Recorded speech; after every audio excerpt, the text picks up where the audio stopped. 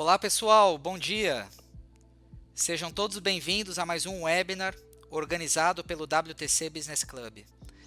Meu nome é Alexandre Palmieri, eu sou vice-presidente do Clube de Negócios do World Trade Center e hoje terei o prazer e a honra de conduzir esse evento no qual vamos falar sobre gestão de serviços contratados e terceiros. Além do tema, que é bastante relevante, o time de estrelas que vai participar aqui conosco também colaborou muito para que tivéssemos esse sucesso no número de inscritos. Então eu já aproveito para agradecer a Alessandra Segatelli, da Pearson, a Renata Willens, da CBMM, a Karina Carvalho, da GE Energy e ao Samuel Munhoz, da SAP. São eles 4 que participarão do nosso painel de conteúdo e eu já agradeço mais uma vez por compartilharem do tempo e do conhecimento com a nossa audiência hoje. Também não posso deixar de agradecer a SAP Fieldglass, que é a nossa patrocinadora de hoje. Com certeza absoluta, sem a colaboração deles não teríamos montado um painel de conteúdo tão bacana, eles que são especialistas em gestão de serviços contratados e terceiros, e como eu disse, nos ajudaram muito na formatação desse conteúdo como um todo. Pessoal, eu desejo um excelente evento a todos. Eu vou passar a palavra agora para o Marcelo Fernandes, que é VP de Marketing da SAP Ariba e da SAP Fieldglass, que também vai dar as boas-vindas em nome da SAP e vai conduzir o nosso painel de debate. Ok? Um excelente evento a todos. Marcelo, agora passo a palavra para você. Olá pessoal, bom dia, sejam bem-vindos. O Alexandre já fez aí uma explicação em geral. Primeiro eu gostaria de me apresentar, meu nome é Marcelo Fernandes, eu sou o Head de Marketing para a América Latina da SAP Ariba e SAP Fieldglass, uma divisão dentro da SAP, uma divisão que trata da gestão inteligente dos gastos. A gente tem uma série de tecnologias para a área de procurement, para quem trabalha com compras, dentro da área de colaboração em supply chain, e também dentro dessa área de compras e serviços, que é uma área bastante diferente. Eu gostaria de dar as boas-vindas, agradecer a presença de todos vocês, em especial dos nossos convidados, aí a Alessandra, a Renata, a Karina e, obviamente, o Samuel. Nós estamos vivendo nesse momento, obviamente, numa crise jamais vista como no mundo, né? A gente nunca viu nada parecido. E isso, obviamente, vai trazer uma série de implicações para as empresas. Embora exista um grande movimento de não reduzir os quadros, porque em muitos casos existe a questão do treinamento dessas pessoas, né? Nós temos diversas indústrias e empresas onde a competência demora para ser desenvolvida. Então, você eventualmente ter que tirar pessoas que têm determinadas competências para depois trazer essas pessoas de volta e ter que desenvolver essas pessoas novamente leva tempo. Então, nesse momento de desaceleração, eventualmente a gente vai ter que passar por um momento difícil depois para acelerar, porque não existe a mão de obra. Então, a gente está vivendo, na verdade, num momento onde todos esses especialistas indicam que nós não temos uma crise de ativos, né? A gente não tem uma crise financeira acontecendo, a gente não tem uma crise tão forte nesse lado dos ativos, mas sim a gente tem uma crise de capital humano. O capital humano, nesse momento, é o capital que está sendo extremamente impactado no mundo todo, porque a gente nunca viu nada parecido, todo mundo parado. A gente vive, acho que, numa realidade bastante diferente, onde a gente tem a capacidade de discutir essas coisas que nós estamos discutindo aqui através de uma ferramenta digital, mas essa não é a realidade do dia a dia das pessoas, né? Somado a isso, a gente tem também toda uma questão de uma nova geração de profissionais, né? Existem profissionais hoje que já questionam o relacionamento formal através da CLT e já passam a pensar em como é que eu posso ser um contratado, como é que eu posso fazer múltiplos projetos para múltiplas empresas, né? E compartilhar, digamos assim, a minha competência com uma série de empresas separadas. E isso faz com que a gente tenha que pensar em, eventualmente, novos modelos de contratação das pessoas, né? Ou seja, a gente está pensando numa nova realidade de trabalho. E a terceirização, ela acaba sendo, eventualmente, não só algo viável para serviços básicos, né, que existem, mas, eventualmente, vai ser algo viável também para outros tipos de serviço que a gente até hoje tem algumas consultorias, algumas coisas assim, sendo contratadas, mas, eventualmente, no modelo futuro, pensar de uma forma diferente e poder ter profissionais que estão trabalhando de forma independente para a sua empresa. Para que vocês tenham ideia, a gente fez uma pesquisa há pouco tempo atrás, a SAP Fieldglass, que é uma das nossas linhas de negócio aqui, e que apontou que cerca de 20% dos gastos com força de trabalho é proveniente de serviços terceirizados, né, de serviços externos. Ou seja, que eu já vi uma outra pesquisa da Oxford Research também há um tempo atrás, que nós publicamos, que falava que cerca de 45% dos gastos com pessoal das empresas é proveniente de serviços terceirizados.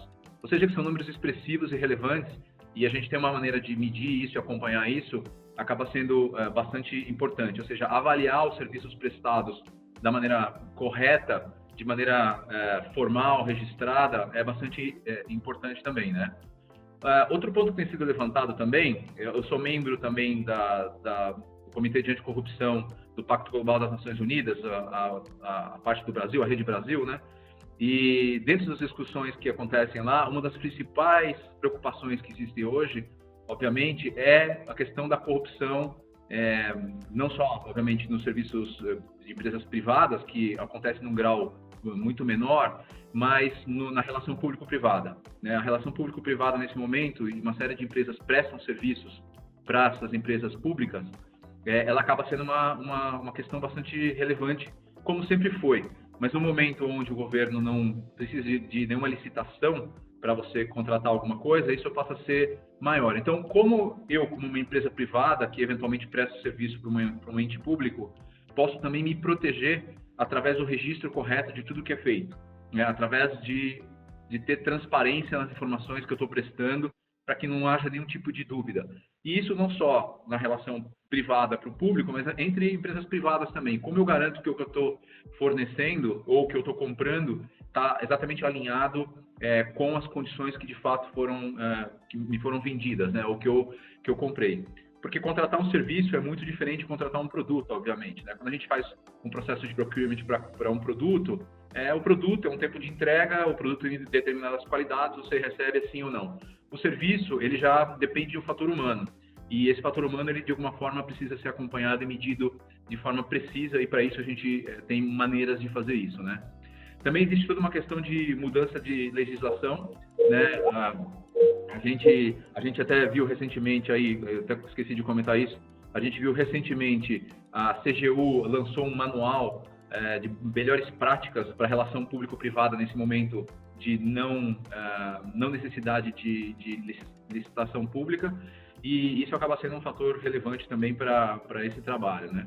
Então, quando a gente pensa em mudança de legislação, voltando ao tema, e também a gente pensa em todos esses aspectos que eu comentei agora, obviamente que a gente traz uma questão de risco. Muitas empresas nem sabem ao risco que estão expostas, né? Existem uma série de situações trabalhistas, por exemplo, onde as empresas não têm perspectiva real daquilo que realmente elas estão expostas no momento em que elas contratam terceiros para fazer determinados serviços, e que esses funcionários, esses terceiros, eventualmente podem migrar de uma empresa a outra e você nem ter essa informação, não sabe, né? Então, toda a parte de risco e compliance, ela se torna bastante importante, e por isso aí das nossas duas convidadas aqui, a Renata e a Karina, para falar exatamente sobre essa perspectiva, né? Então, tudo isso de evitar corrupção e avaliação dos serviços acaba sendo bastante importante. Agora, um risco que o Alexandre começou a comentar no começo, que era em relação à Lei Geral de Proteção de Dados, né, é a segurança da informação, né? Para vocês terem ideia, 61% dos executivos, uma pesquisa recente da Oxford Research, atestam que eles não sabem quem acessa os sistemas da empresa, né? Então, isso é uma coisa grave.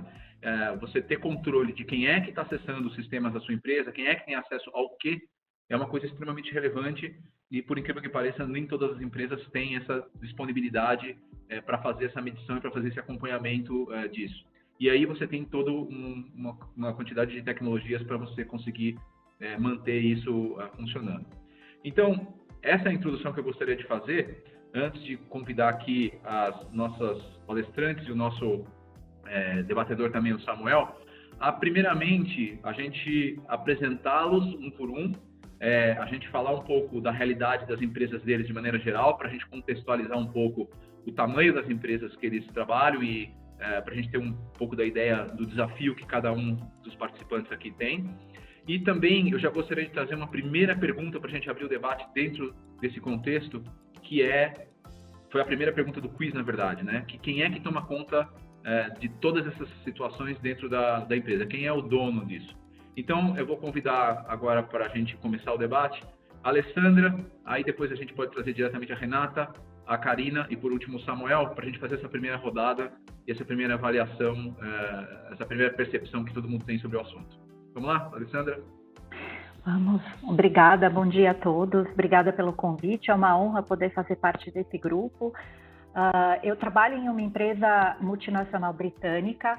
Para quem não conhece a Pearson, ela é uma empresa de educação, então falando rapidamente, o faturamento da Pearson é em torno de 5 bilhões de pounds ano, faturamento líquido. Nós temos mais de 2.500 funcionários aqui eu digo na região, então a Pearson tem mais de 5.000 funcionários ao redor do mundo, quando eu falo de América Latina. Eu trabalho há mais de 20 anos na área financeira e sempre tive a minha carreira foi moldada na parte de bens de consumo. Então, trabalhar com serviços é muito o que o Marcelo comentou, é uma outra realidade, porque você tem que garantir a qualidade do serviço prestado. E trabalhar com educação não é somente fornecer os materiais com qualidade, você também tem que garantir o atendimento de uma equipe pedagógica de qualidade que faça a diferença no mercado. Então, essa questão do controle da qualidade do serviço é um fator bem importante. Respondendo à sua pergunta, Marcelo, aqui é bem dividido, mas nós temos uma área que fica dentro do jurídico, então o nosso VP de Legal, ele também é o que a gente chama de nosso Compliance Officer. E ele é responsável por garantir que todas as áreas tenham desempenho seu papel no controle dos riscos. Aí eu falo não só riscos de compliance e governança, mas ele também lidera toda a parte de LGPD. Então, quando a gente fala de mapear os riscos, eu diria que esse é o primeiro passo. Então, o nosso VP de Legal, ele implementou há 3 anos aproximadamente, um comitê que discute quase todos os meses o mapa de riscos, novos riscos que a gente identifique, como a gente vem tratando. A gente discute isso e reporta para o time global anualmente, incluindo um plano de ação. Então, hoje a gente tem muito bem delimitado dentro da área jurídica. Finanças, eu diria que é um coadjuvante super importante, porque se a gente falar da contratação de serviços de terceiros, e nós temos muitos terceiros na empresa, a filosofia da Pearson é trabalhar o core. O que não é core, a gente consegue terceirizar. Então, por exemplo, a área de tecnologia, que é extremamente importante, a gente tem grandes parceiros no mercado para contar com esse apoio. Por quê? Porque a gente acredita que quando a gente fala de privacidade de dados, de cybersecurity, parceiros até como SAP e IBM são melhores parceiros, têm mais know-how para nos apoiarem nessas rotinas do que se a gente fosse implementar desde zero e com conhecimento muito mais do nosso mercado, que é de educação. Então, finanças apoia o jurídico, não só no controle desses contratos, como também na verificação dos pagamentos e se todos os pré-requisitos solicitados no ato da contratação desse serviço estão acontecendo a contento, antes mesmo de um pagamento. E você comentou muito bem da questão de bidding, né, de licitações, tanto para contratações internas, como às vezes para o atendimento de governo. Um braço do nosso negócio é fornecermos soluções educacionais para o governo. Isso também é bem importante. E muitas vezes a Pearson acaba deixando de participar de alguns processos licitatórios justamente por prezar, primeiramente, o código de ética, enfim, garantir que a gente tenha a participação da forma mais correta possível. Sim. Renata, se quiser continuar. Olá, bom dia. Primeiro, obrigada pelo convite. Espero que todo mundo esteja bem e saudável nesse momento difícil que o Marcelo bem pontuou. Eu trabalho há 23 anos em jurídico de empresa. Isso acaba mostrando um pouquinho da minha idade. Os cabelos brancos estão escondidos, mas estão todos aqui. Atualmente, há 8 anos já, eu trabalho na CBMM. CBMM, para quem não conhece, é líder mundial de produtos industrializados de nióbio. Ela é uma empresa brasileira, a produção é 100% no Brasil, mas ela vende para o mundo inteiro. Então, 80% do global, aproximadamente 80% do mercado global de produtos industrializados de nióbio é atendido pela CBMM. E sendo uma empresa global e multinacional, a gente tem uma série de desafios, que é de mapeamento dos riscos, não só no Brasil, mas no mundo inteiro. Então, isso é bastante desafiador e por isso é muito importante a gente ter, como o Marcelo bem pontuou, o registro, o controle e o acompanhamento de tudo que a gente faz, principalmente em se tratando de gestão de terceiros. A contratação de terceiros é uma realidade em todas as empresas, né? Enfim, não há empresa que não contrata terceiros. Vou contar um pouquinho como que é o nosso dia a dia, e ele é um pouco similar do que eu vi nas outras empresas que eu trabalhei, tá? Então, como é que funciona a gestão desde a contratação até o dia a dia dos terceiros? Em primeiro lugar, a área contratante, ela faz uma demanda, né, daquele serviço. No nosso caso, ela faz essa demanda para compras, via de regra. A gente tem as exceções de compras delegadas, que são aquelas compras que você precisa de uma expertise específica. O jurídico, às vezes, tem isso. TI, às vezes, precisa de um determinado software que só uma empresa vende. Mas, via de regra, que é o que a gente chama de compras delegadas, mas, via de regra, a gente segue esse procedimento via procurement, então via compras.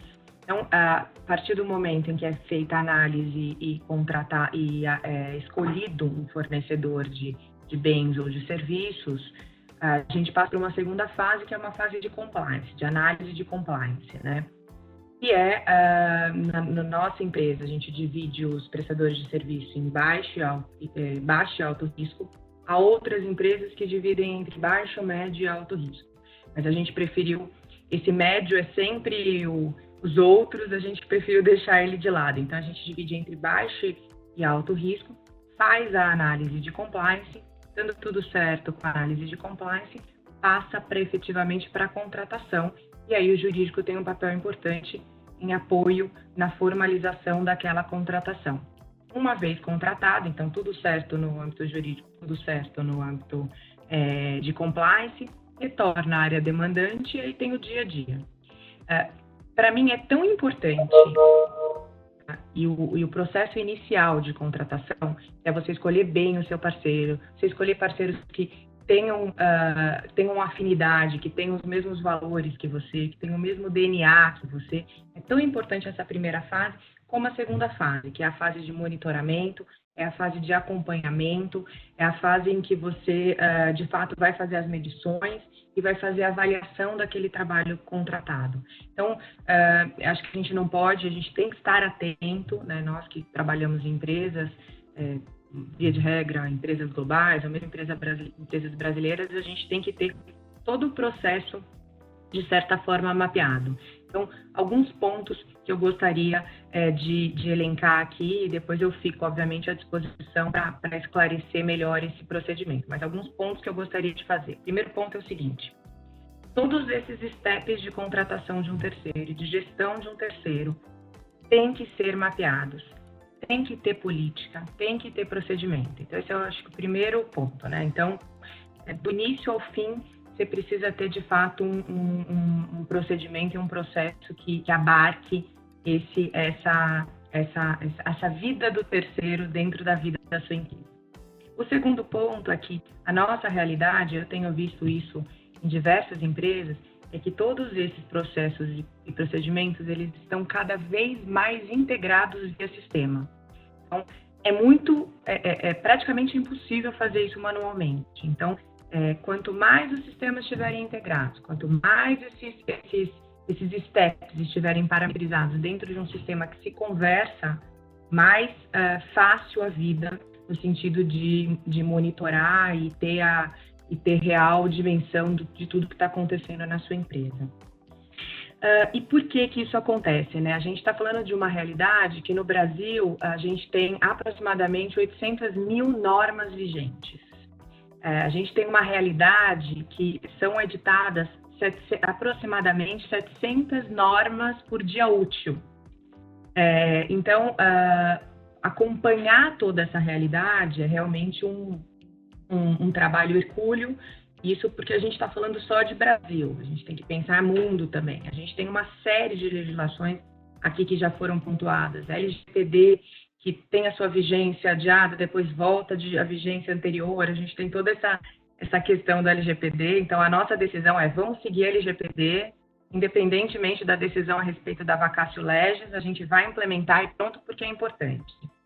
A gente tem legislações de sanções e embargos econômicos no mundo inteiro. Então, ao se relacionar com um terceiro, você precisa entender se aquele terceiro é um terceiro sancionado, se não é, e não pode, obviamente, ter nenhum tipo de relacionamento com um terceiro sancionado. Você tem uma legislação trabalhista, você tem uma série de legislações que é importante você ter mapeado, com esses riscos bem identificados, como disse a Alessandra, e aí cada empresa tem a sua forma de fazer esse mapeamento de risco para que você tenha certeza que você está em conformidade e que na contratação e na gestão desses terceiros isso aconteça também. E depois você tem a fase de pagamento, né, que é o financeiro que faz, e o financeiro ele também está dentro desse processo todo mapeado e sistematizado.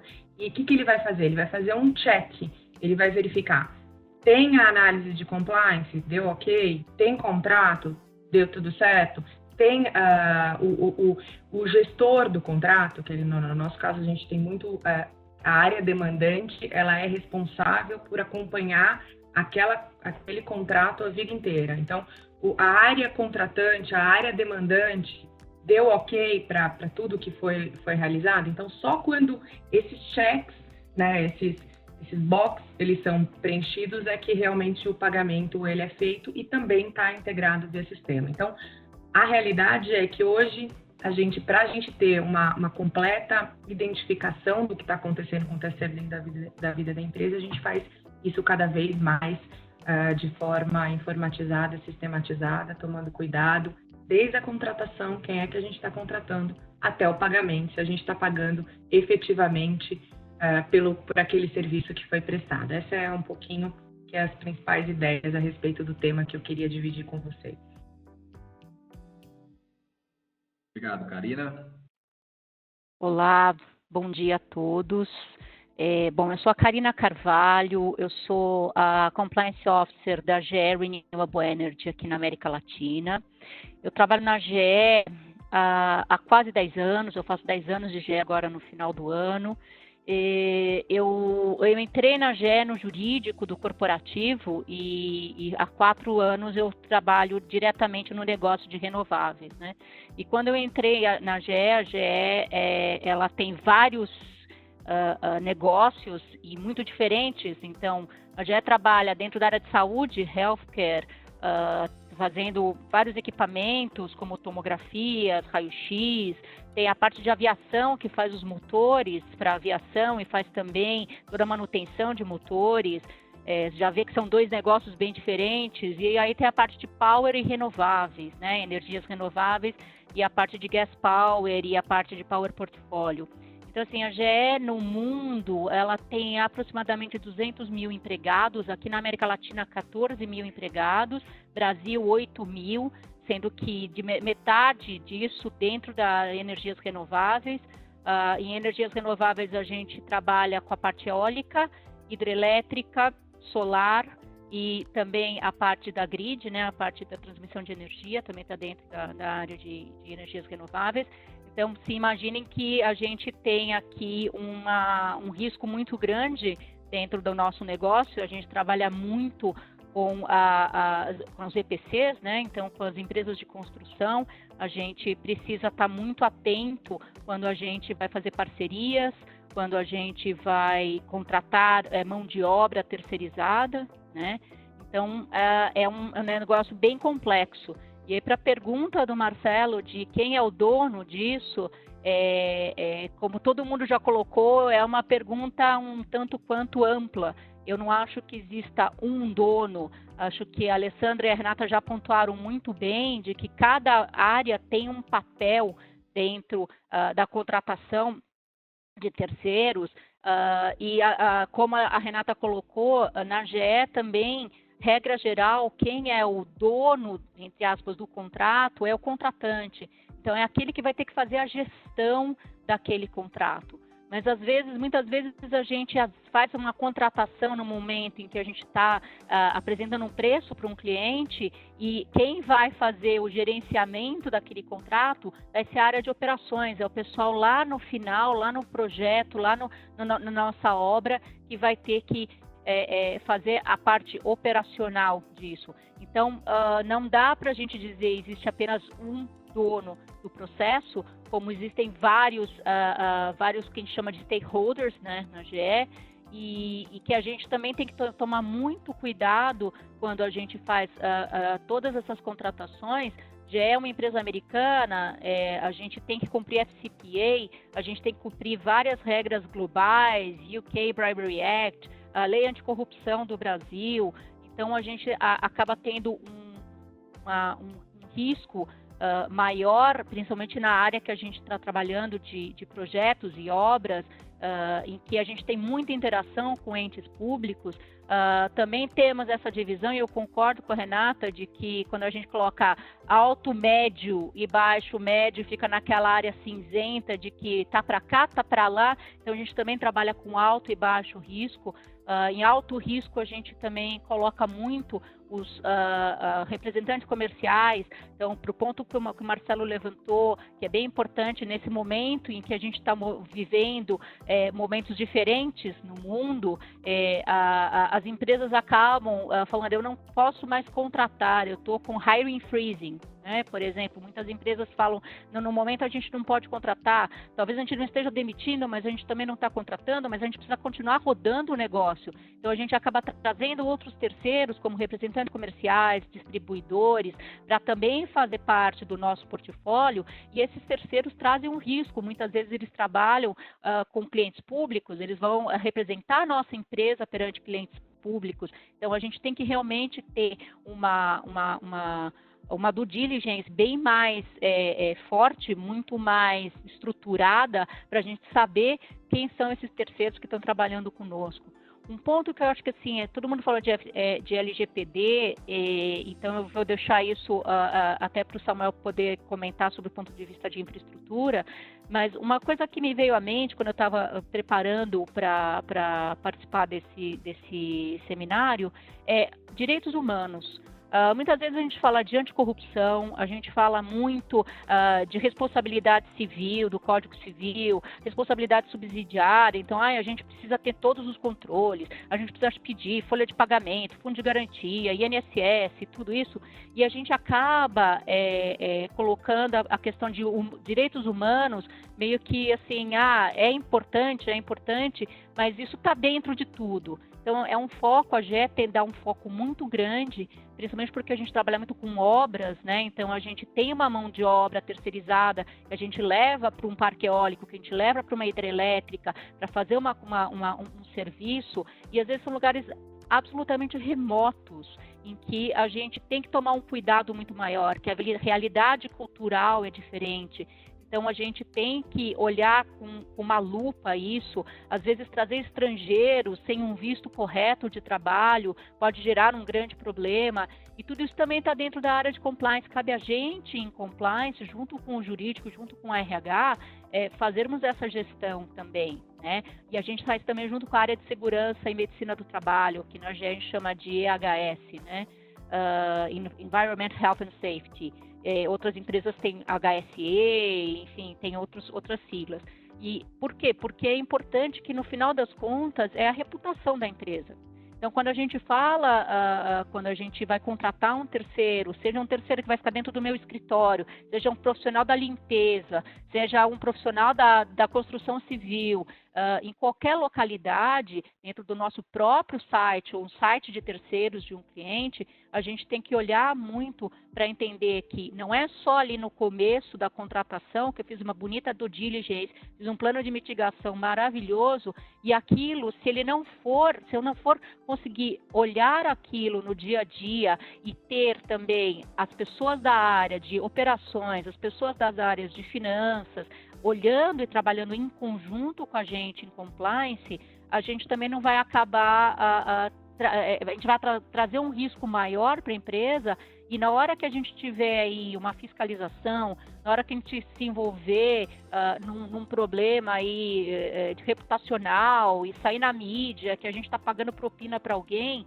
se você não conseguir demonstrar que você não só fez o seu trabalho de due diligence, mas você também ficou lá no dia a dia olhando e mitigando os riscos, você vai ser responsabilizado por aquele terceiro que você trouxe para dentro da sua empresa e que está muitas vezes representando o seu nome, né?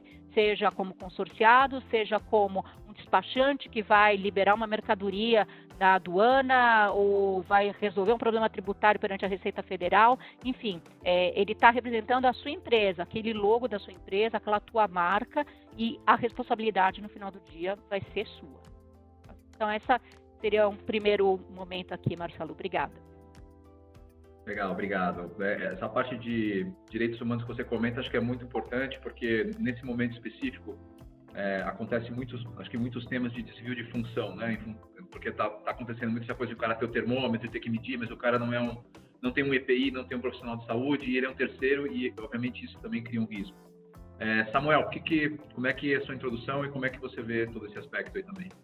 Bom, renovando aí, bom dia pessoal, bom dia a todos. Eu me chamo Samuel, tenho levado essa temática de gestão de serviços e terceiros na SAP nos últimos 5 anos, hoje com uma função de Solution Advisor para a América Latina, onde eu fui, nos últimos 5 anos, eu tive a oportunidade de praticamente conhecer o Brasil inteiro, entendendo aí dos mais diversos segmentos de empresa, dos mais diversos tamanhos de empresa, quais são as características que envolvem isso. Eu acho que ficou muito bem comentado por todas aqui a amplitude que tem esse tema. Então, quando você fala de gestão de serviços e terceiros, a própria característica do negócio, ela impõe a dinâmica de vários usuários, de várias áreas de negócio, de vários stakeholders, como bem mencionados, que são envolvidos em todo o processo e cada um deles realizando um pedaço ou uma parte da sua função. E, obviamente, essa dinâmica vai continuar assim. Um exemplo de que isso é um fato, eu não posso pedir com que, por exemplo, uma pessoa de marketing faça um trabalho de ajuste de medição de serviço de uma contratação de engenharia, por exemplo, ou vice-versa. Então, existem especializações e essas contratações de serviço de terceiros que realmente cada área de negócio é ela quem faz essa análise, ela quem traz essa expertise para poder fazer tanto uma contratação quanto de fato a medição. Então, o grande desafio que eu vejo, e aí acho que fica claro na nossa conversa das empresas como um todo, é como que eu faço a gestão disso. Eu, obviamente, tenho diversos stakeholders, diversas soluções, diversas maneiras de fazer os acompanhamentos, as contratações dos serviços, os acompanhamentos dos entregáveis dos serviços, os acompanhamentos do que tange o processo, do que tange o humano desse fator, ou seja, como que eu consigo saber se um terceiro está com uma NR35 válida para executar um serviço, como que eu consigo saber se aquele terceiro tem um EPI correto para executar um trabalho, se ele está com o treinamento em dia daquele site em específico, se ele tem, por exemplo, alguma certificação, ou se ele está com o FGTS dele recolhido em dia. Você tem o fator humano do serviço, que é uma coisa que é algo que traz bastante dinamismo e desafio, e no final de tudo você tem uma medição de serviço. Então, além de o que está sendo entregue, é muito importante o como está sendo entregue. Então, a gente tem visto aí alguns casos de empresas que, por exemplo, você tem uma medição de serviço que ela é basicamente baseada no que foi prestado de serviço, e você tem um ciclo longo de medição, ou seja, no final de uma semana, no final do mês, você fecha o seu boletim de medição e passa para aprovação. Então, é isso que traz o dinamismo, esse dinamismo que traz o desafio das empresas como corporativamente falando, conseguir responder, por exemplo, quantos engenheiros eletricistas eu tenho no site B, por exemplo. Ou questões do tipo, será que eu estou conseguindo realmente medir e aplicar tudo aquilo que eu fiz dentro de um processo de contratação, tudo aquilo que está no contratualmente vigente, aplicar essa regra durante uma medição para que eu meça corretamente e pague corretamente esse serviço, ou simplesmente eu estou medindo e pagando sem ter essas considerações. Então, quando você sobe no nível corporativo, é muito complicado, é muito difícil você conseguir ter uma informação fina disso. E no que tange a dados, você tem muito dado sendo transferido dos mais diversos locais desse processo. Desde o momento que alguém levanta a mão, uma área de negócio, levanta a mão e fala, olha, eu preciso contratar um fornecedor para executar um determinado serviço, até o momento de pagamento de uma nota fiscal. Você tem muitos dados sendo transferidos entre diversas mãos, em diversos sistemas, em diversas áreas. Então, é muito importante, sim, você ter um foco nisso, e uma coisa muito importante aí do GDPR, do LGPD, é o foco no dado. Então, você conseguir ter uma comprovação de como, quando e por que está sendo feito e como está sendo feito o processamento desses dados. E, principalmente, atrelado às regras de negócio. E aí, vou trazer um exemplo um pouco antigo já, mas voltando para o tema, o famoso caso do Snowden, que aconteceu alguns anos atrás. O Snowden, o que ele era? Ele era um terceiro da CIA, com acesso à informação privilegiada. Então, é muito importante uma empresa ter este controle do que é que o seu terceiro, aonde ele está acessando, o que ele está acessando, como que ele vai ser desligado ou ligado, em quais são os tempos que eu vou aplicar essa regra em cima dele, e também no que tange essa medição e o acompanhamento do serviço. O grande desafio, em resumo, Marcelo, aqui, eu acho que, enquanto empresa, o desafio de uma empresa é como que eu consigo centralizar toda essa dinâmica? Como que eu consigo ter um único ponto de acesso para um jurídico conseguir saber se aquele terceiro estava com o FGTS recolhido, para eu conseguir saber se aquela taxa aplicada daquele contrato foi de fato executada ou não, se aquela medição foi feita da maneira que deveria ter sido feita, se um terceiro foi mobilizado da maneira que deveria ser mobilizado, e como que eu garanto todas as minhas regras corporativas, minhas políticas sejam aplicadas nesse entorno que é um dinamismo muito alto e ele muda. O dinamismo ele vai mudando. A execução do serviço ela muda conforme o tempo, conforme a especificação do projeto, conforme os entregáveis, conforme as pessoas vão entrando e saindo. Então, acho que um grande desafio corporativo é você conseguir ter uma gestão centralizada do que se refere a serviços de terceiros. Legal, obrigado, Samuel. Nós vamos entrar um pouco aqui agora num tema um pouquinho mais específico, que é a área de compliance, né? E eu gostaria de levantar para a Renata e para a Karina, na visão delas, quais são dentro de... acho que a Renata mencionou uma série de legislações que existem, mas quais são as principais legislações que as pessoas devem levar em consideração para fazer contratação de serviço de terceiro? Renata e Karina, se vocês puderem trazer um pouco de visão em relação a isso. Renata, primeiro, talvez. Vou começar, então. Para responder essa pergunta, Marcelo, o importante é primeiro fazer um risk assessment bem feito. Por quê? Porque vai depender de uma série de fatores. Depende de qual é a atividade da empresa, depende do tamanho da empresa, quais são as localidades em que você faz negócio, quais as localidades em que você contrata terceiros. Então, tem uma série de fatores que você vai precisar avaliar.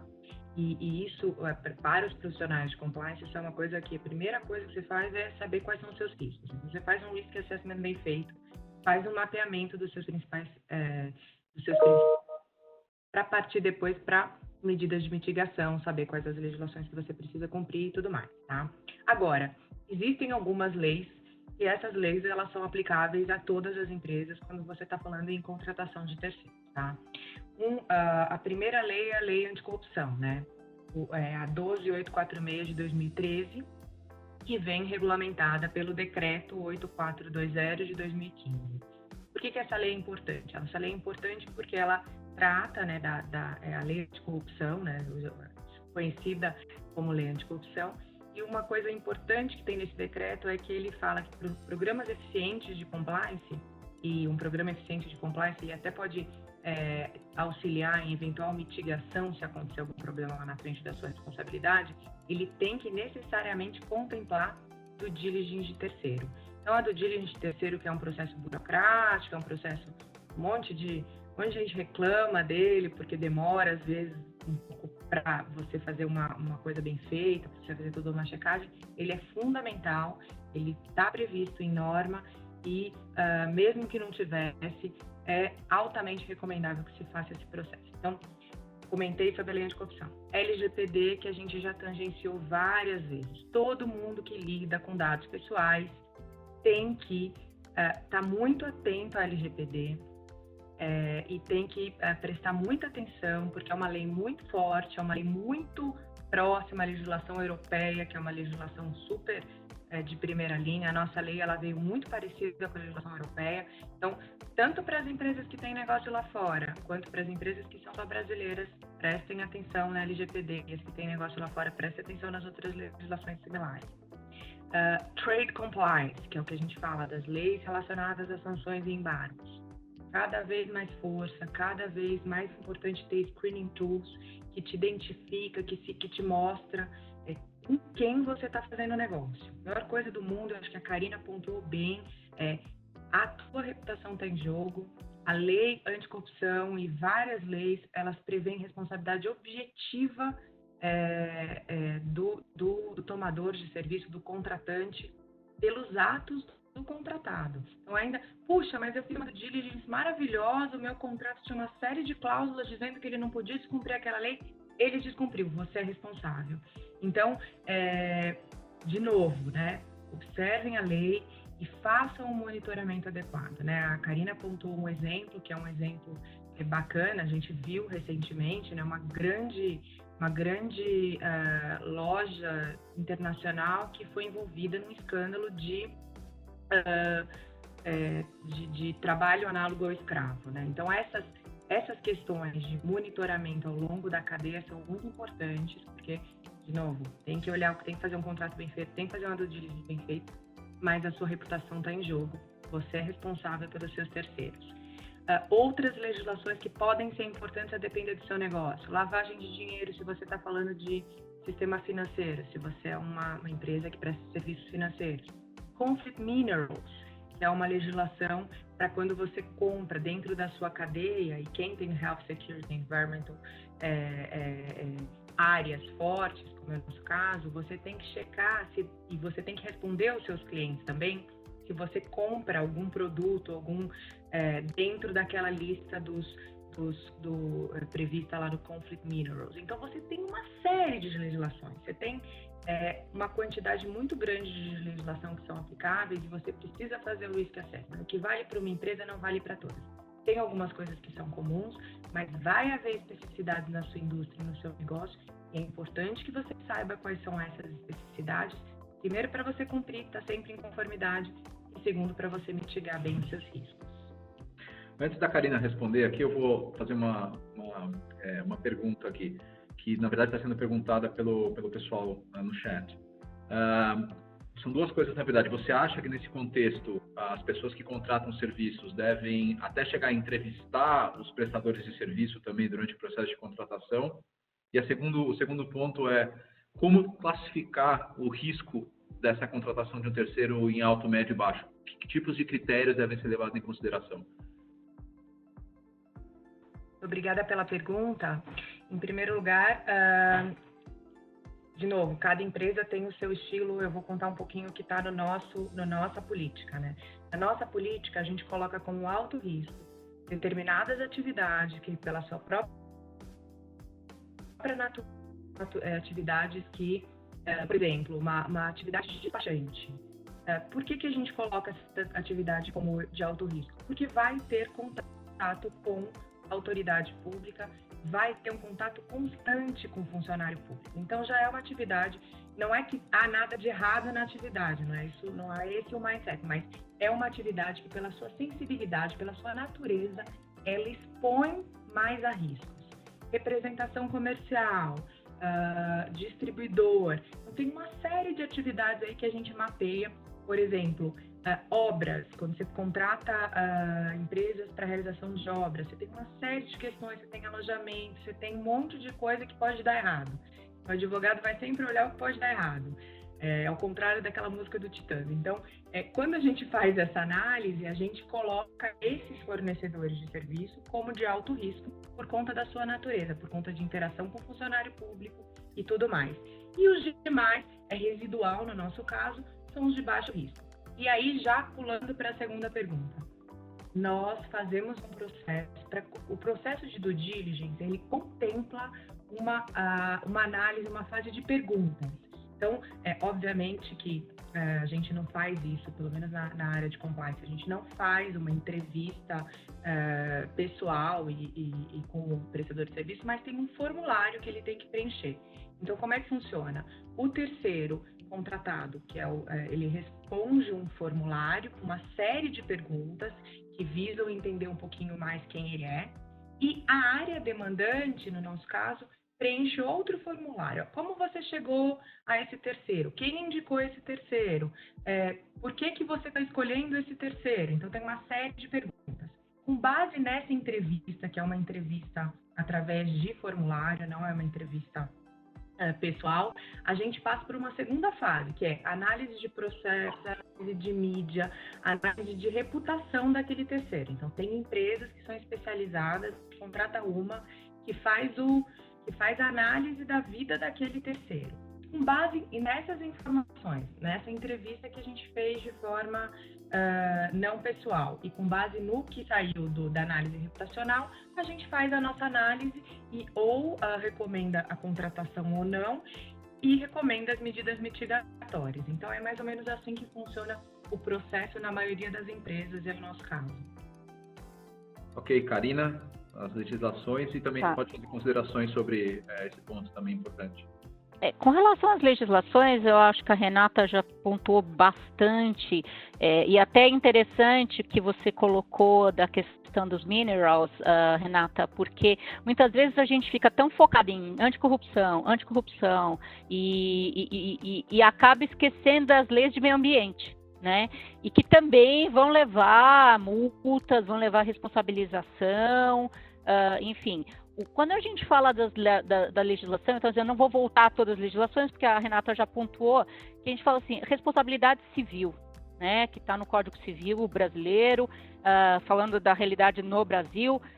Nós, como contratantes, vamos sempre responder pelos atos ilícitos, né, os atos irregulares praticados, e mesmo perante terceiros, e por terceiros. Então, a responsabilidade civil vai ser da empresa contratante. Se porventura tiver uma responsabilidade criminal, essa responsabilidade é pessoal. Então, as pessoas que foram envolvidas, elas vão ser responsabilizadas. E pode ser que um representante legal da empresa contratante possa ser também responsabilizado criminalmente se verificar-se aí a ilicitude do ato. Então, também por isso que é muito importante a gente fazer todo o nosso processo de due diligence e acompanhamento, né? Além de toda essa legislação, eu acho que é um ponto que se fala muito já há muito tempo, que é a questão trabalhista, que é a responsabilidade subsidiária da empresa contratante. Tiveram algumas alterações em 2017 na legislação trabalhista, inclusive na terceirização, mas em nenhum momento falou-se, inclusive há uma vertente aí que fala de responsabilidade solidária da empresa contratante, se houver um ilícito, né?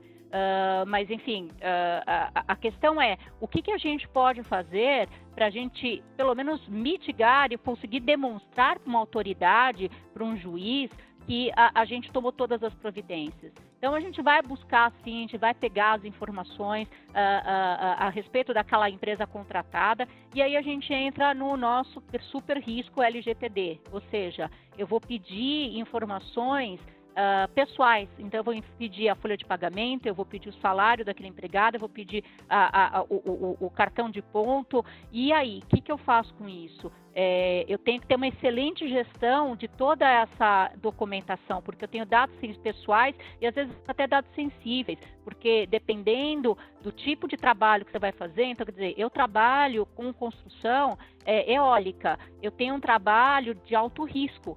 Então, eu tenho que ter algumas licenças, eu tenho que ter alguns comprovantes de que aquelas pessoas estão treinadas em determinadas NRs. E aí, como que eu vou fazer a guarda disso de uma forma em que eu esteja não colocando aquele dado num risco de ser perdido? Né? E aí a gente entra na lei de proteção de dados. Quais são todas as ferramentas que a gente vai ter que ter para a gente poder garantir que, mesmo que eu vou continuar buscando essa informação? Sim, vou, porque se eu não tiver essa informação e eu for responsabilizado, eu não vou conseguir demonstrar que eu fiz de tudo para garantir um bom serviço. Só que, por outro lado, eu tenho que garantir também que aquele dado não vai ser perdido. E no momento em que eu não tiver mais aquele contrato, não tiver mais aquele empregado da empresa terceirizada, eu também vou destruir aquela informação. Então, assim, são várias questões que a gente tem que trabalhar muito de perto com várias áreas para a gente garantir isso. E para a pergunta que foi feita aí com relação ao alto risco, baixo risco, a Renata colocou de forma brilhante. Na GE a gente também identifica o alto risco como aqueles que a gente chama de Administrative Service Provider, que é o pessoal que vai ter interação com o governo, inclusive escritórios de advocacia que vão trabalhar perante a Receita Federal, Estadual, Municipal. Algumas empresas consideram também os escritórios de advocacia quando eles estão representando as empresas perante algum processo judicial. Na GE a gente tem uma política específica para isso, mas a gente faz toda a due diligence. Uma coisa que a gente tem com relação às entrevistas, né, das empresas contratadas, o time de EHS, eles sempre fazem, dependendo do risco em termos de meio ambiente, em termos de segurança do trabalho, eles fazem sim uma visita in loco na empresa para olhar, para ver quais são as condições de trabalho e condições ambientais, né? E nós, em compliance, muitas vezes a gente tem esse questionário que a Renata falou também. Então, o nosso parceiro, o nosso fornecedor vai responder aquele questionário, e a gente também faz toda essa due diligence, contrata uma empresa externa para olhar, para ver se tem algumas questões reputacionais. No momento que a gente descobre alguma coisa, então tem uma notícia dizendo que eles foram investigados ou que eles estão em uma investigação, aí sim a gente agenda para falar com o responsável por legal ou compliance, dependendo da empresa, do tamanho da empresa, para entender por que eles estão colocados nessa questão. Entretanto, muitas vezes a gente contrata empresas pequenas, que não têm uma estrutura, às vezes nem legal dentro do seu, nem departamento jurídico dentro da sua estrutura. E aí acaba ficando um pouco difícil para a gente também entender se aquela empresa ela tem um bom programa de compliance ou não. Então, na hora que a gente vai fazer uma aprovação, uma rejeição daquele, né, daquele fornecedor, então vamos supor que eu vou aprová-lo. Eu posso aprovar dizendo, eu preciso de um plano de mitigação mais forte, eu preciso ter gente que vai ficar olhando 24/7 a atividade daquela empresa. Ou não, eles têm um bom programa, a gente vai dar treinamentos em conjunto, a gente vai trabalhar em conjunto, dando treinamentos para aquele pessoal, mas eles têm um bom programa. Então, a gente também, na hora que a gente faz o programa, a gente também analisa dessa forma entre o risco alto e o risco baixo daquele fornecedor. Aproveitando que você já levantou essas questões aí, vou emendar uma outra pergunta aqui. Em que situações você identifica que existem o maior número de problemas, né? E quando esses problemas acontecem, por exemplo, deu algum problema, você recebeu algum tipo de processo trabalhista hoje, mas esse cara trabalhou numa empresa terceira faz 2 anos. Como é que se gerencia a documentação relativa a você poder colocar uma defesa em relação a isso e esse tempo de resposta nesse tipo de cenário? E, obviamente, onde que vocês veem os maiores problemas, né? Tá. Vamos pegar primeiro essa pergunta, Marcelo. O que a gente faz? A responsabilidade, vamos supor, eu tenho um processo em que ela falou assim, você foi meu tomador de serviços, a minha empresa está quebrada, não vai conseguir me pagar, então eu estou te colocando no processo, porque se eu ganhar, você vai ter que pagar. Eu não posso assumir que eu tenho todas as informações com relação àquele ex-empregado da minha contratada. o que eu vou fazer com minha equipe interna? Então, quem é o dono daquele contrato? Foi um contrato de limpeza? Então, o cara era da empresa de limpeza? Quem que é o dono daquele contrato? É Facilities? Facilities, de quando a quando essa pessoa prestou serviços para a gente? E a gente vai montar a defesa dentro daquele período. Então, se ela trabalhou naquela empresa durante 2 anos, só que para mim prestou serviços por 3 meses, eu vou me limitar, vou fazer a minha defesa dizendo, olha, essa pessoa prestou serviços há 3 meses. Eu não posso ter certeza de que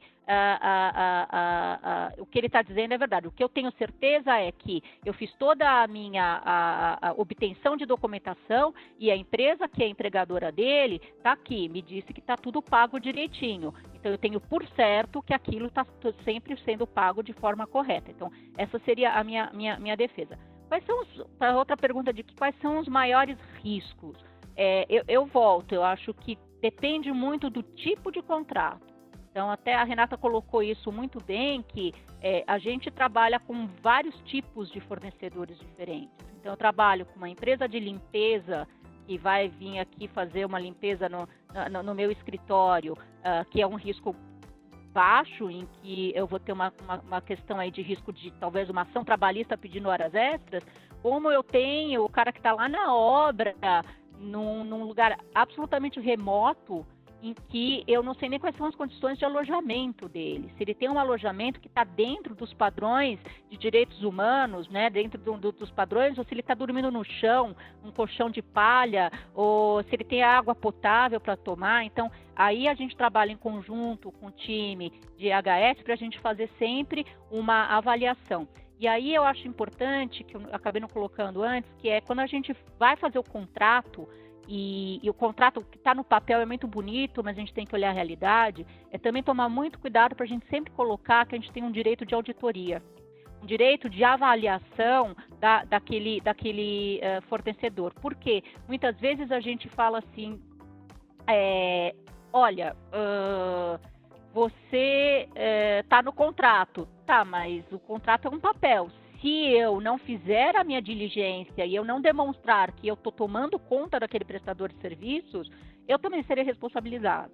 Então, é importante eu sempre ter aquilo num contrato, porque o meu tomador de serviço não fale, meu prestador de serviço não fale assim, não, mas espera aí, você não pode me auditar porque não está em contrato. Então, isso também eu acho que é importante.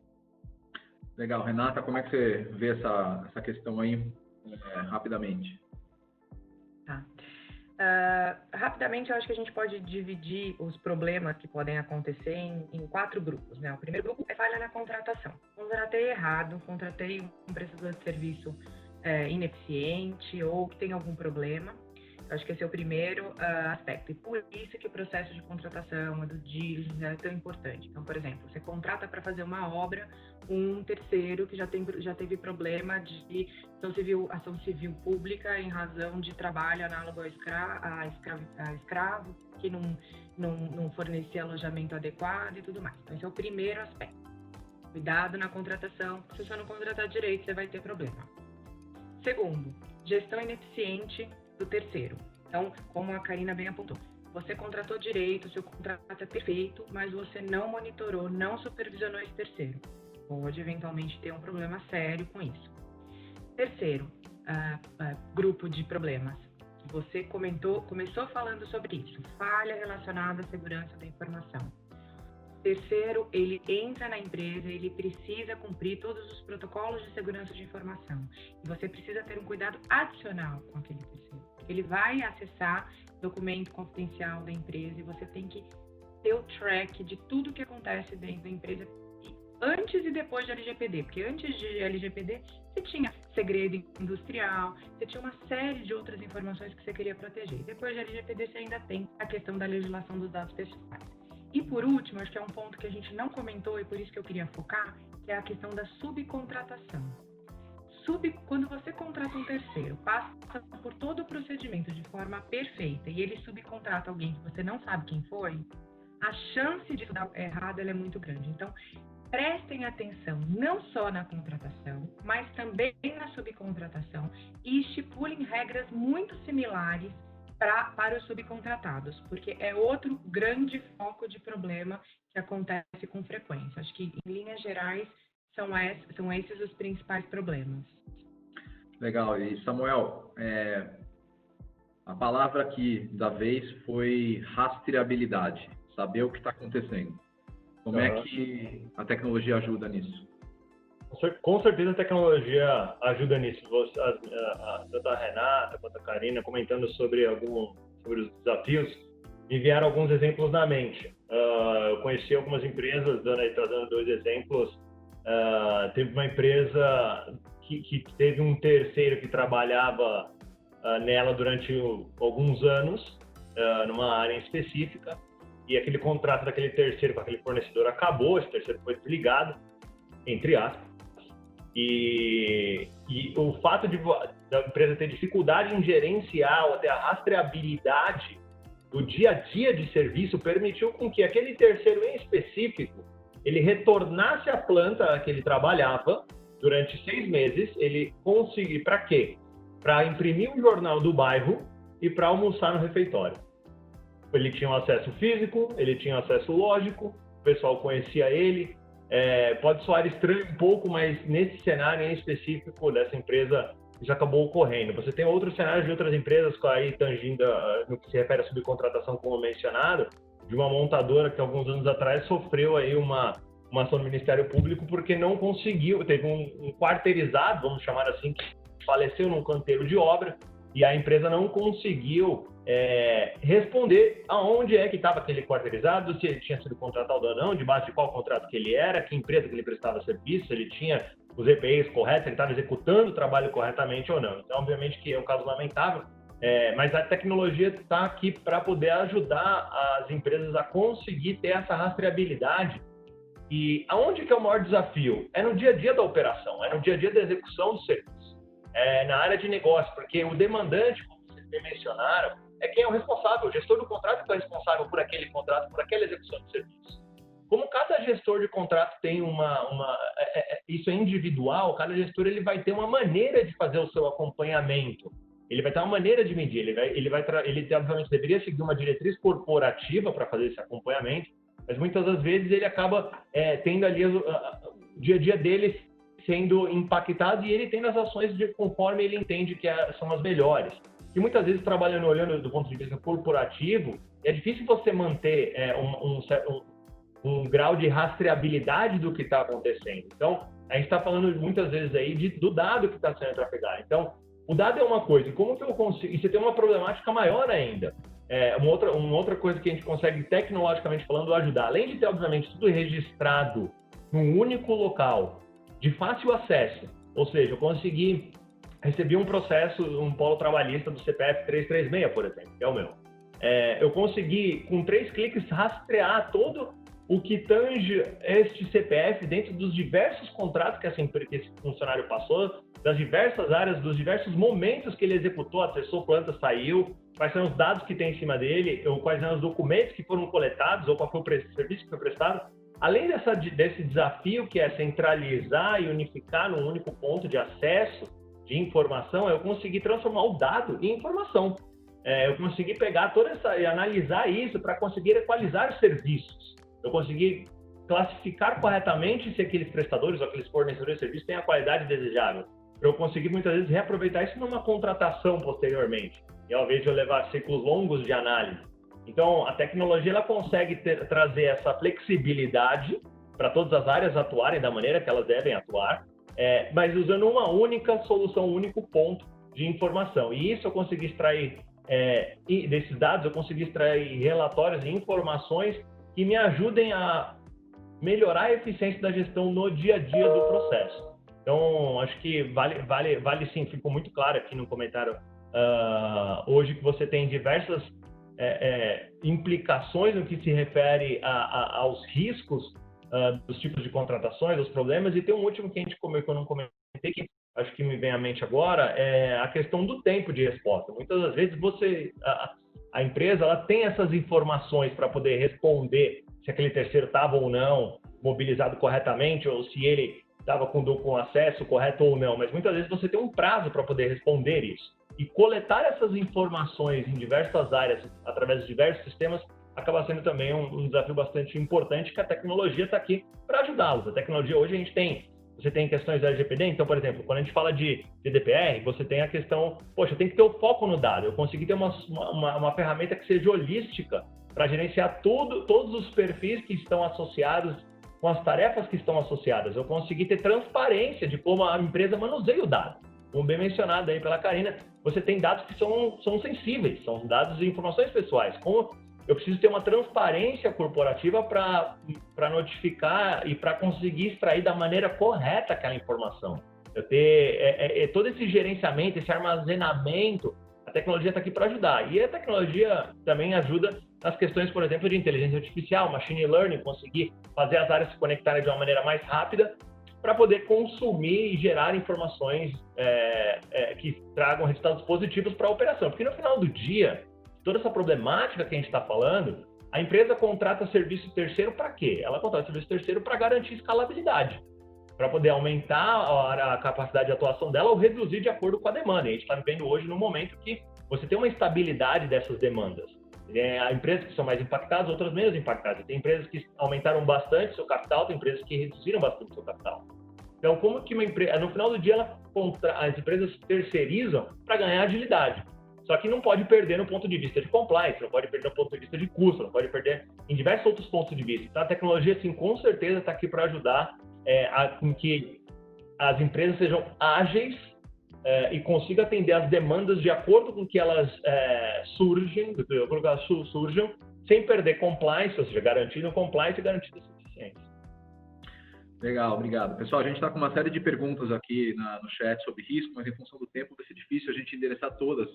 Mas eu acho que a questão risco já foi bastante abordada aqui em todos os comentários e a classificação das diferentes possibilidades, né? Depois a gente vê como a gente conseguiria responder individualmente a cada pessoa. Mas eu queria mudar de tema agora, a gente saiu um pouco dessa parte de compliance, que sempre é uma parte quente do assunto, e ir para uma parte que talvez agora seja mais quente ainda, custos, né? Como é que você lida com essa questão da visibilidade dos custos? Eu gostaria de trazer aqui conosco agora a Alessandra. Alessandra, como é que você tem visibilidade dos custos, ou como é que você imaginaria ter visibilidade dos custos da contratação de terceiros quando você está avaliando todo o balanço da sua empresa, todas as questões financeiras da sua empresa? E como é que você pensa nas ações para reduzir esses custos, né? Essa seria a minha primeira colocação que eu te perguntaria. Eu acho que vocês falaram bastante da tecnologia, né, Marcelo? A gente utiliza a tecnologia para controle desde da prospecção desse terceiro, a contratação desse terceiro. Então, a gente usa basicamente tudo de uma forma muito digital. Então, desde ferramentas de parceiros que eu me sinto à vontade em comentar, como Thomson Reuters, para ter todo o controle de contratos do Legal One, que já vai integrado no nosso ERP, então eu já sei aquele terceiro quanto vai me custar, qual é o tipo da prestação de serviço, e acho que tem o braço até da governança que a gente faz de forma digital também. Como você está muito mais perguntando sobre esse controle de custos, então eu acho que dentro do mundo de finanças a gente consegue ter muito bem a abertura entre centro de custo ou centro de lucro, se é uma contratação de um terceiro para uma unidade fabril, por exemplo, e como a gente vai cadastrando todos esses custos e fazendo esse controle. Então, desde uma terceirização de logística, eu sei dentro do sistema quantas posições pallets eu tenho lá dentro, eu sei já automaticamente antes do meu processo de fechamento quanto isso vai me custar, seja frete, seja produção e serviços em geral, quando a gente faz uma produção de conteúdo ou serviços de tecnologia. O que a gente faz é muito a comparação disso com o mercado, um benchmark. Então, essa semana passada mesmo, a gente teve uma discussão muito importante sobre quanto custa, ou qual é o teto que pode nos custar um marketplace. Quanto isso pode custar para a gente, da receita. Então, a gente compara muito com o mercado, no tamanho da nossa empresa, obviamente, ou seja, até onde a gente tem capacidade de negociação e quais são os serviços mais críticos que a gente vai buscar negociações. Então, finanças tem um papel bastante estratégico na discussão e negociação, tanto de serviços quanto produtos. Então, desde uma operação simples de hedge, que agora faz bastante sentido quando a gente fala de compra de commodities, pensando no dólar, né, considerando o caminho macroeconômico que o país está tomando, isso é bastante importante proteger o negócio por esse sentido. Quanto, de novo, fazer as rodadas de bidding e procurar fornecedores e sentar na mesa de negociação. Então, quando eu penso em custos e redução, isso para mim permeia toda a esfera da organização, só que a gente precisa priorizar. Então, a gente faz a lista do que é mais relevante para a gente, onde a gente consegue negociar para ter redução. Na Pearson, por exemplo, a gente conseguiu, inclusive, que a gente tem um olhar muito forte para o cliente final da ponta, aquela escola ou aquele franqueado, porque são linhas de negócios distintas, negociar serviços financeiros, de novo, uma rodada de seguros e serviços financeiros para os nossos clientes. Porque na nossa concepção, se eu faço essa negociação e consigo reduzir, seja uma tarifa de antecipação ou outros serviços, e vou apoiar o meu cliente, isso vai reverberar para mim positivamente também. Então, acho que nas discussões que a gente tem, acho que os meus colegas comentaram, entre a priorização, a gente olha muito o que gera muito impacto na cadeia de valor. E é lá que a gente vai buscar renegociar. Claro que tem que achar um ponto de equilíbrio entre qualidade e custos, mas não necessariamente a gente vê a terceirização como só a escalabilidade. A gente olha, já comentei isso, na Pearson a gente olha muito a terceirização como ganho de qualidade e controle, que é algo que às vezes a gente não tem um know-how e expertise para fazer. Então a gente vai buscar muito isso com o apoio de terceiro.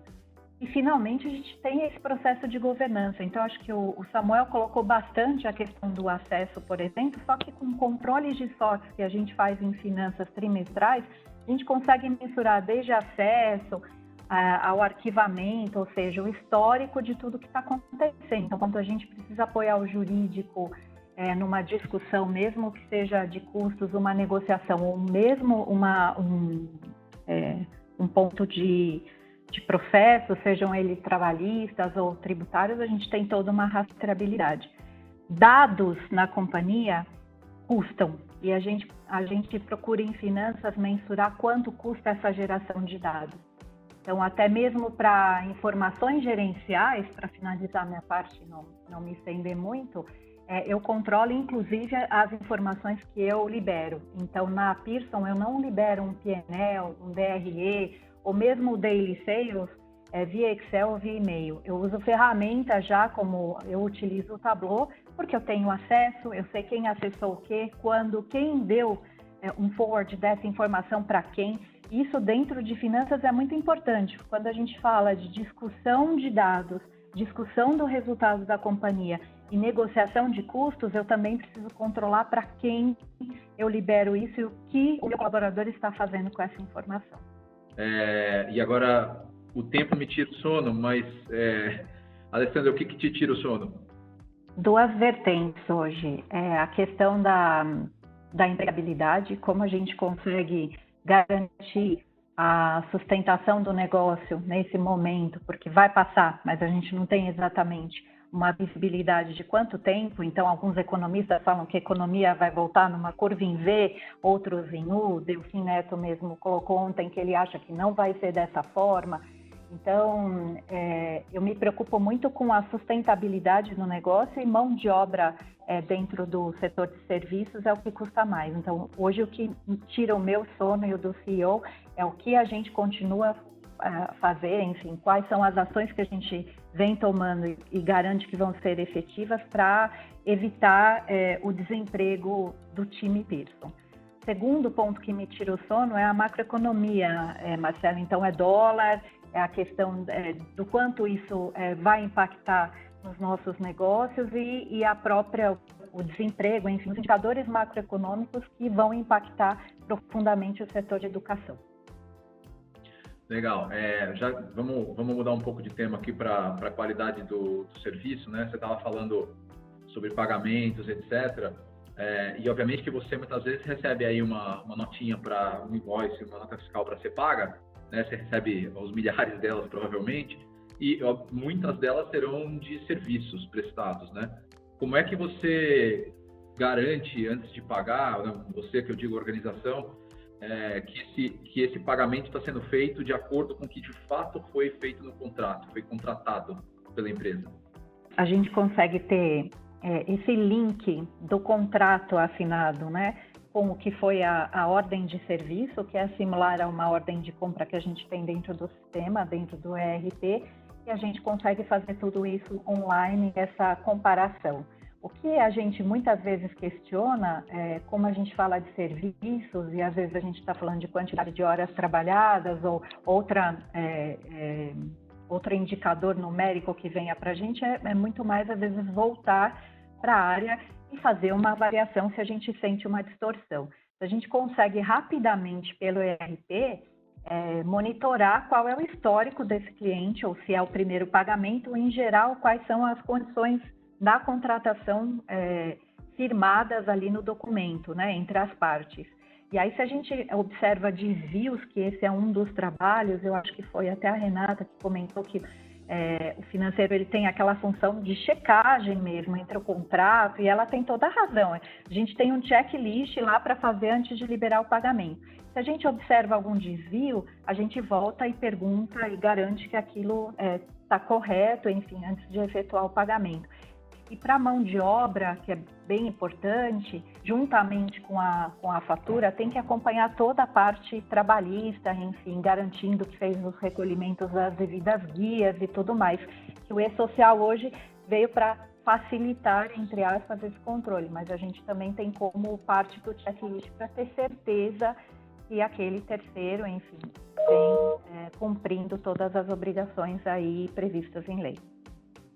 Legal. Samuel, como é que se controla isso daí do ponto de vista do sistema? Como é que dá para garantir a acuracidade do que foi prestado versus o que vai ser pago? A Alessandra comentando, muito bem comentado pela Alessandra, eu vou trazer aqui um caso de uso que a gente enfrentou numa mineradora, especificamente falando de um contrato de perfuração, tá? De mina, um contrato em específico. O que a gente entendeu do processo que está extremamente ligado a esse controle de custos? A problemática deste contrato era como era prestado o serviço, e não o que era prestado de serviço. Vou aterrissando um pouquinho mais. No caso, como contrato de perfuração, você tem um maquinário enorme, com uma capacidade técnica bastante alta, com um serviço muito delicado. E a gente percebeu que, tanto processualmente falando, como sistemicamente falando, tinham-se oportunidades de melhoria. Então, você tinha um processo, neste caso específico, dessa mineradora, que eram 4 plantas diferentes, as 4 plantas, cada um com um processo. Você tinha um processo que levava a semana inteira para fechar o que era prestado de serviço. Então, no final da semana, ele era colocado o que era prestado de serviço. E você tinha um ciclo mensal de análise do quanto era que deveria ser pago por esse serviço. O que a tecnologia habilitou a melhoria do processo? Primeiro, conseguiu padronizar nas 4 plantas um processo único de medição, de como era exatamente executado e acompanhado. Passou-se, a diminuição houve de um período semanal de medição para um período diário de medição e por turno, e detalhando o que era entregue e como era entregue. Neste caso desse contrato em específico, a máquina, a maquinário que faz a perfuração, ela era melhor aproveitada de acordo com a angulação correta do maquinário. Então você tem uma característica da execução do como é prestado a perfuração. Eu posso perfurar no ângulo errado e gastar mais, por exemplo, combustível e mais tempo e mais esforço, ou eu perfuro aquela mina numa angulação correta e eu não danifico nem a máquina que está executando o serviço, eu não consumo mais combustível e eu não demoro mais tempo para perfurar, eu ganho velocidade da execução do serviço. Então, olhando desse ponto de vista de controle de custo, você teve uma ótima negociação contratual, você mobilizou corretamente toda a sua força, os seus ativos e os ativos que estão ali dentro, só que você tem um acompanhamento da execução que estava um pouco, estava alto os períodos, e o grau de informação ele também era em alto nível. Então, quando você está olhando como eu vou pagar uma nota, geralmente chega a nota, é um serviço urgente, está na planta, se não pagar, o cara para de trabalhar, impacta o meu core business, paga o cara e vamos ver o que vai acontecer, depois a gente vê o que acontece. Geralmente é um modus operandi que eu tenho visto em algumas empresas. Então, é um serviço crítico, então a gente tem ferramentas tecnológicas para conseguir reduzir esses times, e aí a gente encontrou nesse caso, mais uma vez de perfuração, a gente encontrou, por exemplo, que tinha turnos que performavam melhor do que outros turnos. O porquê que performava melhor? Algumas das vezes porque a máquina já estava ligada. Algumas das vezes o outro turno não performava bem porque o cara que executava o serviço não tinha skill suficiente para manusear aquele equipamento. Outras vezes por falta de combustível. Então você tinha troca de turno, tinha um combustível envolvido daquele ativo que tinha que ser recolocado. Então você tem diversos fatores do o que é prestado e o como é prestado, na realidade, desculpa. Do como é prestado e não somente o que. Eu posso pintar uma parede de branco, 2 metros quadrados de parede branca, eu posso levar 6 dias, eu posso levar 10 minutos. Então, esse que a tecnologia consegue trazer e agregar melhorias no dia a dia da operação das empresas, olhando a redução de custos. E aí você vê os desvios. Nesse caso em específico, deste contrato, a gente estimou um save de $8 milhões em uma única em um único contrato dessa empresa. Obviamente que é um contrato grande, mas se você conseguir extrapolar isso para as outras áreas, desde o marketing, passando por IT, passando por legal, você tem diversas possibilidades, obviamente depende aí do nível, né, de maturidade do processo, nível de maturidade daquele serviço em específico, mas existem sim possibilidades tecnológicas de acelerar, melhorar a qualidade e, consequentemente, ajustar essa questão custo. O planejado muitas vezes não é o que é realizado durante o período contratual do serviço. Isso tudo feito, obviamente, pelo SAP Fieldglass, né, que você está explicando. Bom, pessoal, a gente está praticamente se aproximando do final do evento, passou muito rápido o papo, nós temos 3 minutos. Eu gostaria de ouvir em 30 segundos os comentários finais da Alessandra, da Renata e da Karina, e daí passar a palavra para o Samuel também, para a gente já poder caminhar aqui para o encerramento do evento. Passou realmente muito rápido, acho que o papo foi muito bom. Alessandra? Claro. Bom, para encerrar, eu acho que finanças consegue contribuir muito nas análises, não só trazendo históricos daquele serviço ou de situações que a gente vivenciou, como no controle, né, na governança. Então, eu diria que o papel de finanças, ele é coadjuvante, como eu coloquei no início, mas um coadjuvante que precisa ter no jurídico o principal parceiro justamente para apoiar com dados, para apoiar no processo de bidding e no processo de governança e controle. Eu acho que é isso. Bom, primeiro que agradecer, realmente passou muito rápido, foi um bate-papo bem gostoso e bem produtivo aqui para mim. Eu vi que tem um monte de perguntas super bacana, então eu fico à disposição. Me contatem pelo LinkedIn, vai ser uma delícia falar sobre crise, impacto da crise nos contratos, enfim. Eu acho que a gente deu para ter uma visão bem bacana sobre compliance, sobre jurídico, sobre finanças, como é que essas áreas elas estão interconectadas com procurement para que a prestação de serviços, a gestão dos serviços, ela seja feita de forma mais eficiente possível. Não existe um único dono, uma série de áreas que estão envolvidas nesse processo, e o importante é a gente acompanhar essa relação do início até o final. E aí tem uma série de ferramentas para se fazer isso. Muito obrigada de novo pelo convite, foi um prazer estar aqui com vocês. Karina? Bom, gente, obrigada. Realmente passou muito rápido, mas foi muito boa a discussão. Eu não vou só dizer o seguinte para todo mundo. Eu sei que tem gente de diversas áreas. De procurement, sourcing, compras, finanças, compliance, legal, TI, enfim. Não trabalhem em silos. Essa é uma responsabilidade de todas as áreas. Então, assim, não fica jogando a peteca para a próxima, na hora que vocês veem um problema. Vamos trabalhar em conjunto para resolver, para a gente estar todo mundo trabalhando corretamente, pagando o preço justo por aquele serviço. Então, esse acho que é o meu recado. Todos juntos, o serviço é melhor e a responsabilidade também é melhor. Obrigada, gente.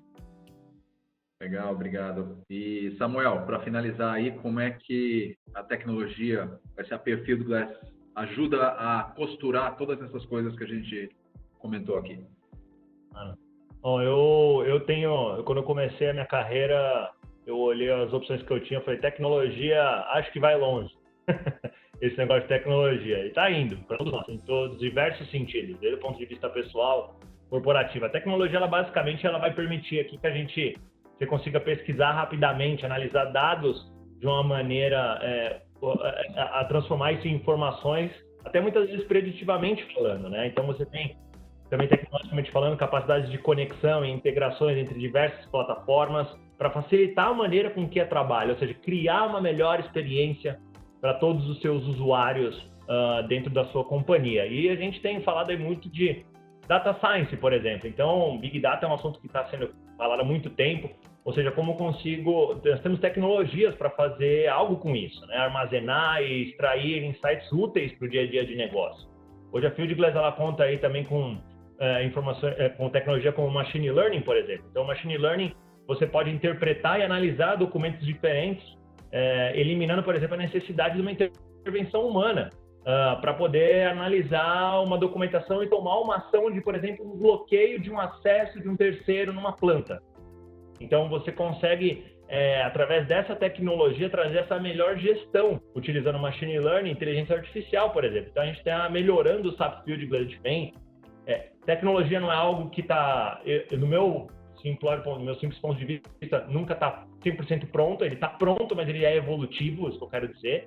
Então, a Fieldglass, ela vem evoluindo as capacidades dela e a gente está contando hoje com Machine Learning, com inteligência artificial, para melhorar ainda mais toda essa gestão de serviços de terceiros e trazer novas capacidades, por exemplo, principalmente no mercado brasileiro, de análise de documentação pessoal, técnica, trabalhista, para trazer essa análise em tempo real e de forma rápida e de maneira integrada, retirando a maior parte, retirando a intervenção humana desse processo. Então, por que eu vou abrir uma NR35 para olhar se a NR35 é do Samuel, se está válida ou não? Por que eu não tenho um Machine Learning, um OCR por trás rodando e fazendo essa análise? Então, hoje a gente conta com essa tecnologia e consegue oferecer isso ao mercado para auxiliar as empresas a ter uma melhor experiência e transformar a maneira de como o trabalho é realizado.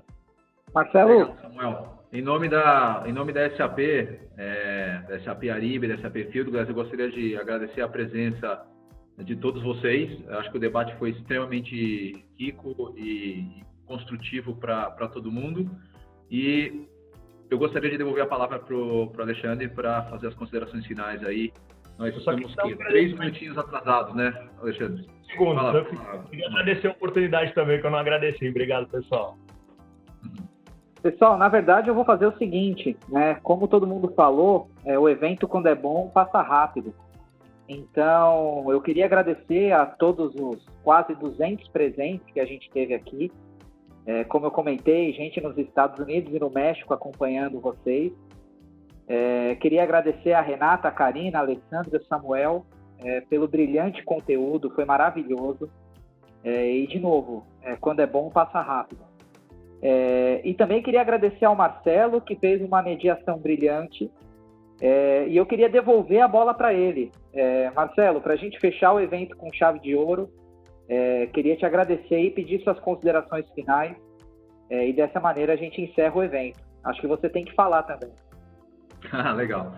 Não, eu embora seja um profissional de marketing, eu já trabalhei em outras empresas também ligadas bastante até ao mercado financeiro, onde o tema compliance sempre foi, na verdade, governança, risco e compliance sempre foi um tema bastante relevante, né?